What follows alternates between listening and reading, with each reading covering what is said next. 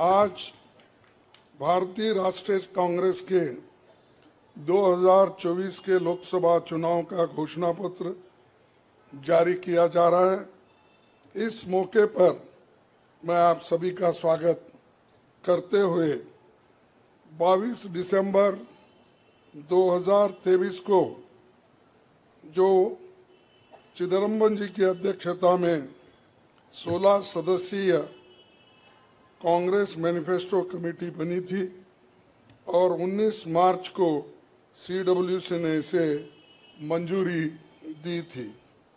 व्यापक जनभागीदारी और संपर्क के बाद हमारा घोषणा पत्र बना है। इसके लिए वेबसाइट आवाज भारत की बनी, जिस पर भी काफी सुझाव मिले। हमारा ये घोषणा पत्र देश के राजनीतिक इतिहास में न्याय के दस्तावेज के रूप में याद किया जाएगा। राहुल जी के नेतृत्व में चली भारत जोड़ो न्याय यात्रा में 5 पिलर्स पर ध्यान केंद्रित किया गया था। यात्रा के दौरान युवा न्याय, किसान न्याय, नारी न्याय, श्रमिक न्याय और हिस्सेदारी न्याय की घोषणा की गई थी। जहां कहीं भी हम गए इन न्याय की बात हमने करी थी और इसकी गारंटी भी हमने दी है। इन 5 पिलर्स में से 25 गारंटी निकलते हैं। हर 25 गारंटी ने किसी ना किसी को लाभ मिलने का इसके अंतर्गत यहाँ पर हमारे मैनिफेस्टो में भी है और इसके लिए जो हम पहले से ही करते हुए आए हैं वो भी हमने इसका उल्लेख किया है।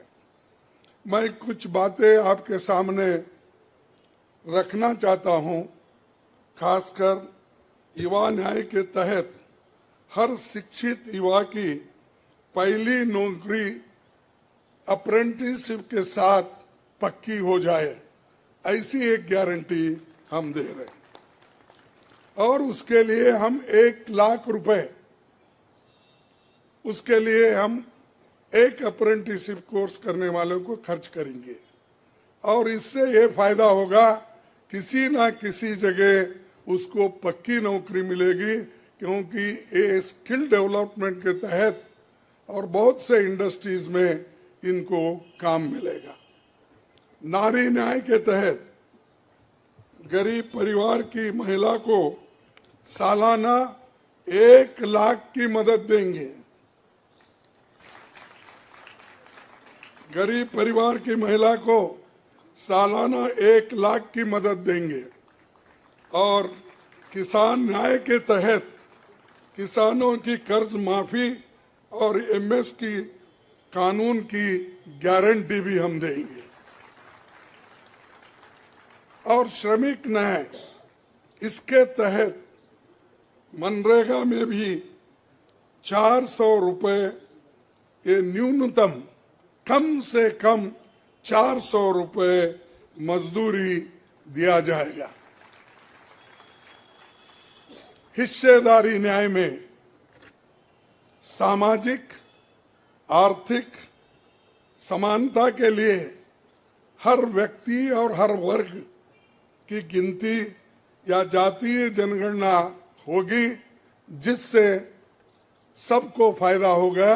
या किसी के फॉर्म में, किसी के अगेंस्ट में ये नहीं है कि हालात को समझने के लिए ये जातीय जनगणना करेंगे, जैसा कि SC ST की जातीय जनगणना होती है।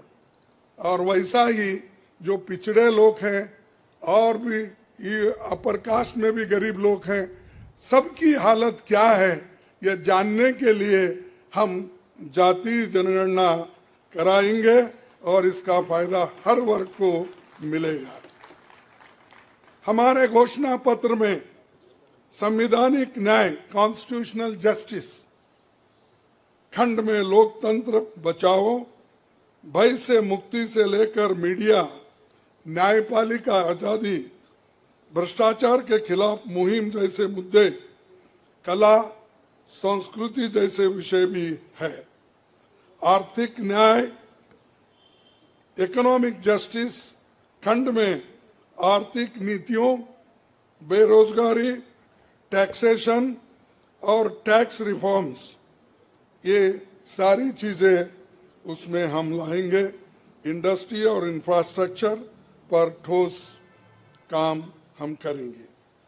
राज्य न्याय, जस्टिस फॉर द स्टेट्स में संघीय विकास, पूर्वोत्तर भारत पर रोशनी हम डाले हैं और जहां कहीं भी फेडरल स्ट्रक्चर को धोखा होगा, हम उस वक्त अपनी आवाज उनके साथ भी उठाएंगे और जब हमारी गवर्नमेंट आएगी तो उनको बराबरी का हिस्सा देंगे और ताकि वो पैसे के लिए तरस न हो, चाहे वो ड्रॉट हो, फ्लड हो, डिसास्टर्स हो, इसके लिए नेचुरल डिसास्टर, इन सब के लिए फेडरल गवर्नमेंट को कानून के तहत जो मदद मिलना चाहिए वो हम जरूर उनको दिलाएंगे।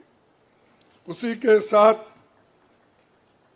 देश की प्रतीक्षा और आंतरिक सुरक्षा के महत्व को ध्यान में रखकर रक्षा न्याय की भी खंड है, जिसमें विदेश नीति भी है और विदेश नीति हमारी अब तक सफल हुई है और उसी नीति पे अगर ये लोग काम करते थे और ठीक ढंग से चलते थे और बहुत से मुश्किल हमको आज जो आ रहे हैं वो कभी नहीं आते थे।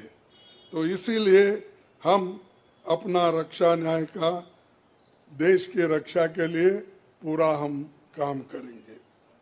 आखिरी एक महत्व का बिंदु पर्यावरण न्याय भी देंगे। आप सभी से मैं अनुरोध करूंगा कि घोषणा पत्र को बारीकी से देखें, पढ़के इसमें आपको भविष्य के भारत की शानदार नया तस्वीर दिखेगा और इसके लिए आप ठीक ढंग से आप काम कर सकते हो।